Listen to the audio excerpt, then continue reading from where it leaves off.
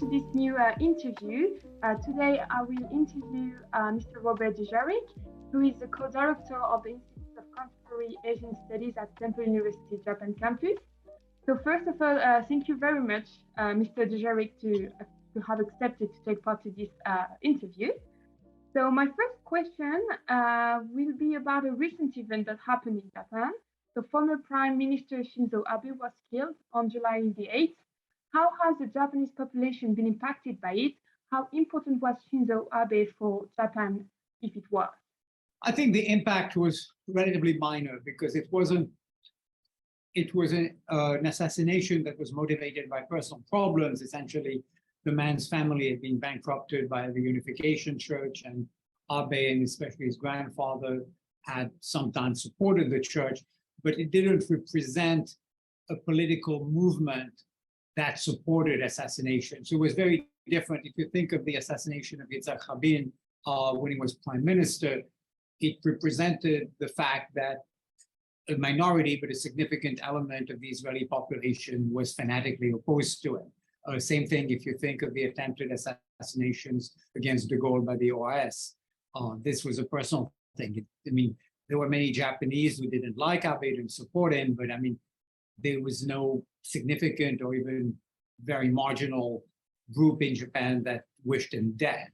I think Abe was less significant than both his supporters and his opponents made him to be. I think his supporters saw him as a man who put Japan back on the map, who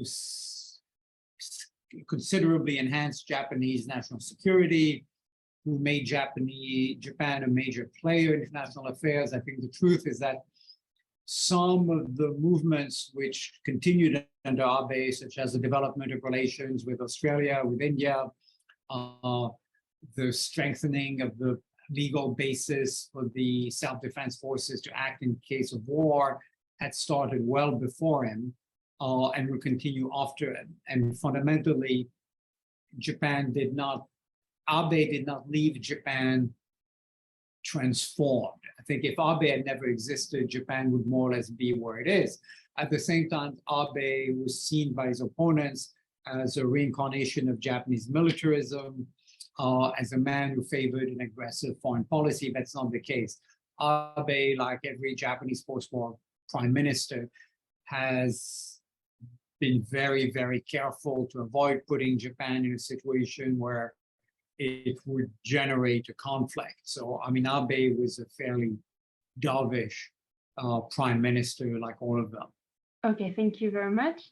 As now the political situation of Japan is very particular. While it is a free, developed, democratic country, it is often designated as a de facto one-party state, talking about the Liberal Democratic Party, who has been holding power for almost 65 years. In your opinion, would you say this about Japan? Yes, Japan is what they call a 1.5-party democracy. It bears a certain similarity, as you can see in Dick Samuel's book on this, with Italy under the Christian Democrats. Italy, for several decades, was dominated by the Christian Democratic Party. It was, like Japan, a democracy, but the opposition was incapable of replacing the Christian Democrats. The difference is that the Christian Democrats, while in power, faced a very strong Communist Party and a fairly powerful left-wing opposition. That's not been the case in Japan. I think one main reason is that, like the Christian Democrats in the old days, the Liberal Democrats have been able to sense what the voters want and have essentially altered their policies in order to remain in power. For example, Japan was highly polluted in the 1960s. The LDP, I mean, the government took the lead in cleaning up the country, in lowering the level of pollution, and that meant that it basically stole the thunder from the opposition that would have campaigned on a clean up our country slogan. As always happens in countries where the same party's been around for a long time, it starts to gather some entrenched advantages in terms of its influence in the bureaucracy, in the media, in the corporate world, but also as a fact that the opposition has been fairly incompetent. Okay, thank you very much.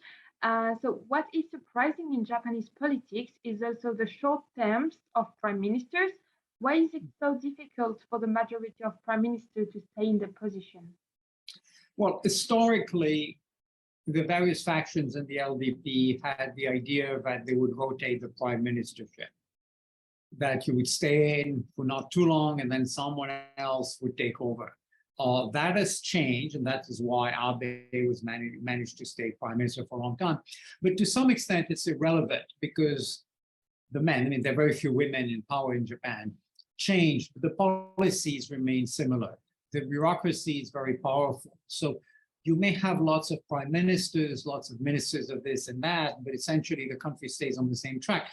It bears, somewhat different, but it bears a certain similarity to France under the Fourth Republic. I remember a British official pointing out to me that in London, they always made fun of the fact that there was enormous turnover in governments in France in the 50s, but in fact, the major policy axis remained the same, and the politicians that rotated to the top positions were very often the same men who then were recycled.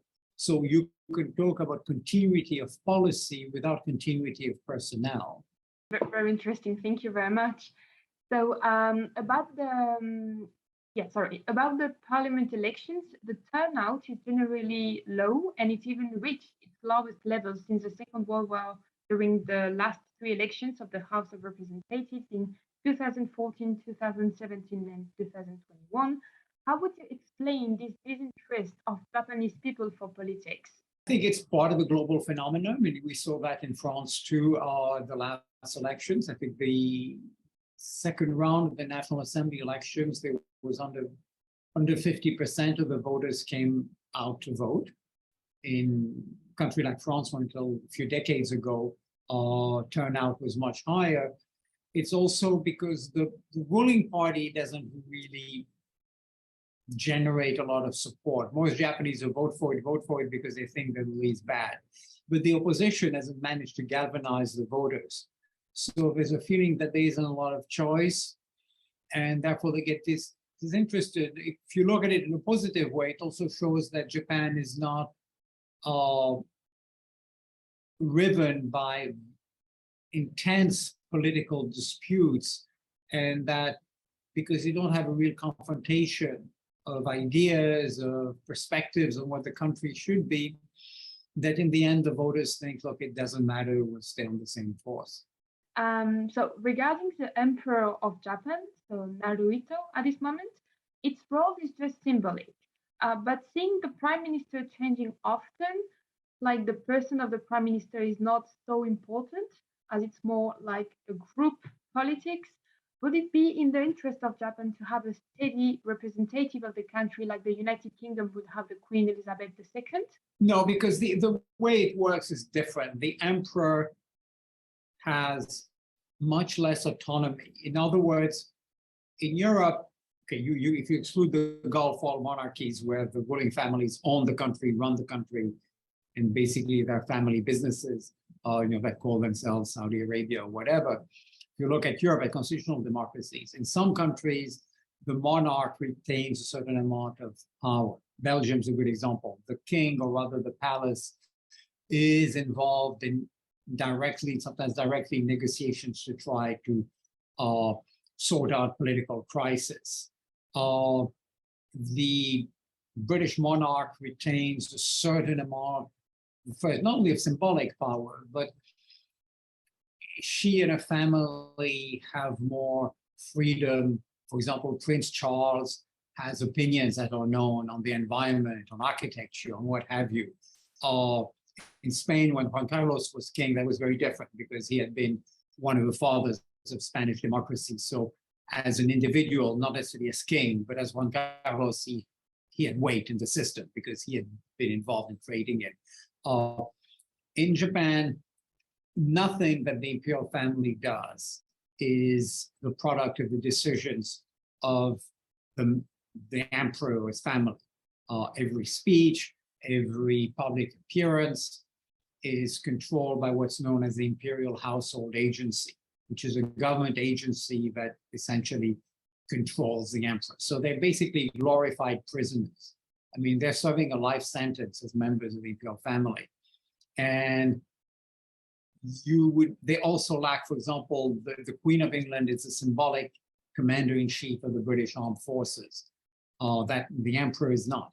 And the emperor actually is not really called emperor in Japanese. The Japanese term tenno, which is different from the word that is used in Japanese to describe foreign emperors, the Emperor of China, Napoleon, the Tsar, means really divine ruler. It's a semi-religious cultural institution. And so the emperor has no political existence. There's nothing. He travels very little overseas if you compare it to the Queen or to European monarchs. You know, some European monarchs, for example, the King of Sweden, he's used as a salesman. That is, Sweden Inc. will have him travel so that he can foster economic ties, Swedish exports. That's not what the emperor does when he travels. So he's basically stuck in a very big palace. The one interesting thing with the imperial family is that's a very small family. And there is the emperor, his brother, and the brother has one son who, I don't know, I think he's about 15 or 10, I don't know, whatever. They have been called in Japan, supported by a majority of the population, to allow women to ascend to the throne, to give equality to women, which is, well, in the UK for a long time, women have been able to be queens. Now there's equality in the sense that it's the oldest child, regardless of gender, is the heir to the throne. That's the same, I believe, in Belgium and in Spain. But the conservatives who control Japan, who are very socially conservative, believe that it would be the end of Japan as we know it if a woman were to become the monarch and if the dynasty went through the female line. So as a result, if the current prince, as I say, is 10 or 15, should he not have children? Should he decide to marry in a same-sex relationship? This is the end of the dynasty. But that's been too much for the conservatives to change. So now Japan is located in a region of increasing interest, the Pacific area, sometimes called also the Indo-Pacific area, where a competition between the United States and China is clearly happening.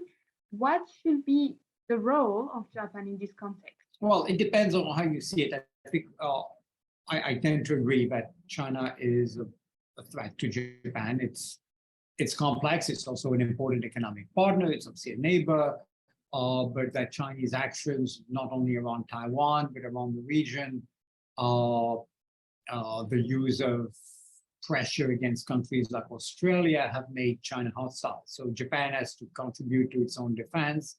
That means reinforcing the relationship with the US, building up its own military, developing ties with India, with Australia, with some European countries, with Canada in the defense realm.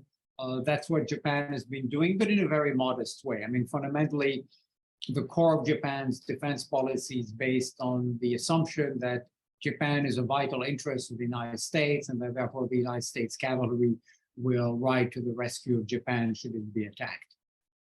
So after the recent House of Councillors elections in July, we have heard that amending the Constitution, especially Article 9, was becoming more real. So just to remind that Article 9 is the article saying that Japan is a Pacific country and should not have an army. So do you think Japan will stop being a Pacific country in the near future? And what would be the consequences of it if it happened? Well, the fact is Article 9, which comes out of the Constitution drafted by the United States occupation authorities, says that Japan renounces the right of belligerency and will not have armed forces. The United States during the Korean War realized this was a mistake and essentially ordered Japan to develop its own military. So Article 9 has long been dead and buried. Japan has armed forces, they call the self-defense forces, but they're the same thing. It has small aircraft carriers, destroyers, tanks, artillery, fighter aircraft. So altering Article 9 would not change anything. It would send a message that Japan takes national defense more seriously. I don't think it would do much for Japan. The problem with altering Article 9 is that it requires a referendum. And if the supporters of an amendment lost the referendum, then it would reopen the can of worms concerning the legitimacy of the Japanese self-defense forces and would give the impression that Japan doesn't care about its own national defense. So the best thing is probably not to do anything about Article 9 and to see it as a vestigial remnant of something that doesn't exist anymore. But there's always been among the conservatives a desire to amend the Constitution because they viewed the Constitution, which removed the emperor from his theoretical role as head of state and democratized Japan as a foreign as an imposition of foreign ideas on the great Japanese nation. I think, however, that most conservatives now have accepted the basis of the Constitution, the fact that Japan's a liberal democracy, but there's still some emotional opposition to it. I think it will be difficult to change. Whether it's going to happen, I don't know, but I doubt it. Now, if China does attack Taiwan, as they threatened to do so recently, what would be the reaction of Japan? What could it do? Well, for Japan, it would be an enormous crisis, far more acute even than the invasion. Well, it would be for Japan what the Russian invasion in Ukraine has been maybe for Poland. In other words, it happens next door, maybe even worse, because I think they would feel more threatened even than Poland does. What would it do? Well, it would essentially depend on what the United States does. The US will make some decisions. It will then ask Japan to contribute to whatever decision the US has taken up to war with China. And then Tokyo will have to decide what to do.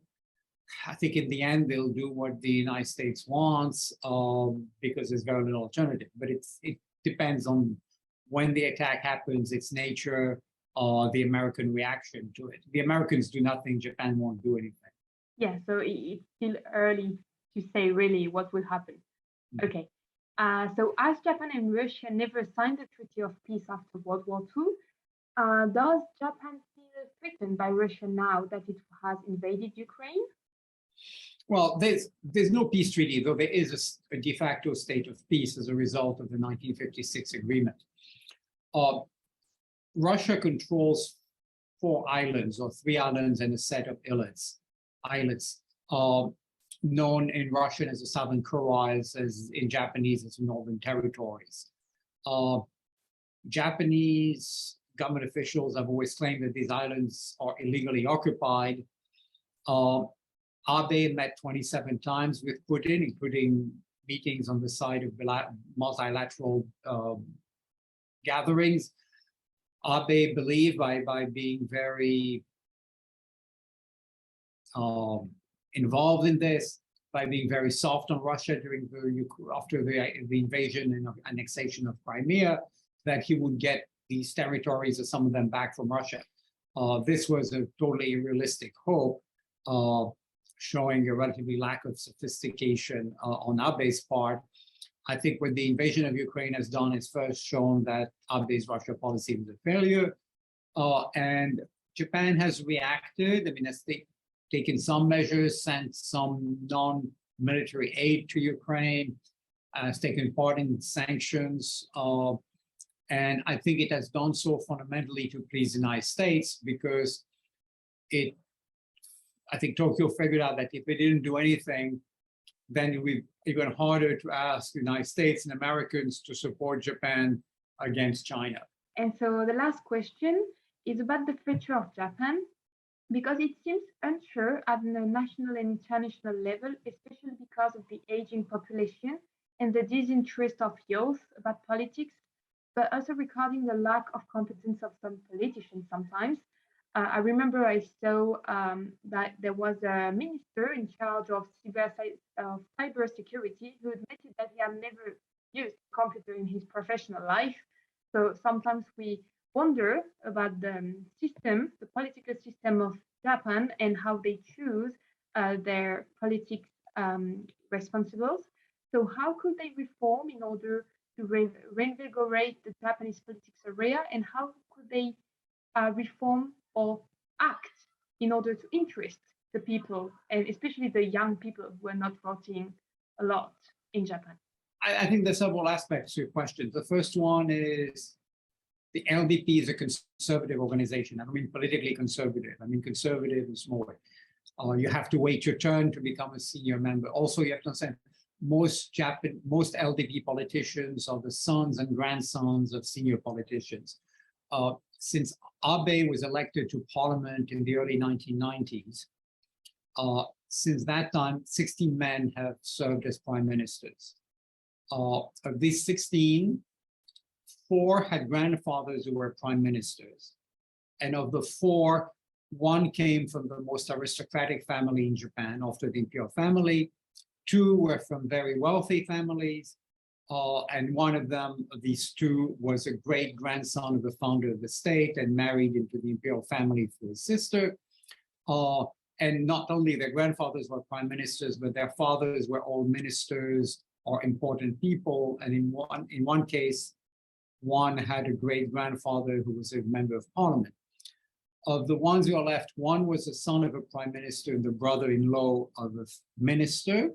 So that's already 5 out of 16. Of the remaining, several were the sons and grandsons of members of the cabinet or parliament.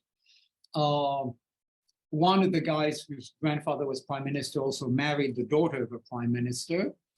And of the ones who had no political ties, 3 belonged to the opposition parties that were in power very briefly. And only 1 was an LDP politician. Another one was the son and grandson of local mayors. So it's a conservative group, and you have to have, you don't get to the top until you've reached a certain age. This is in France where Macron could become president because before he was 40. This is a place for mature and elderly men with very few women.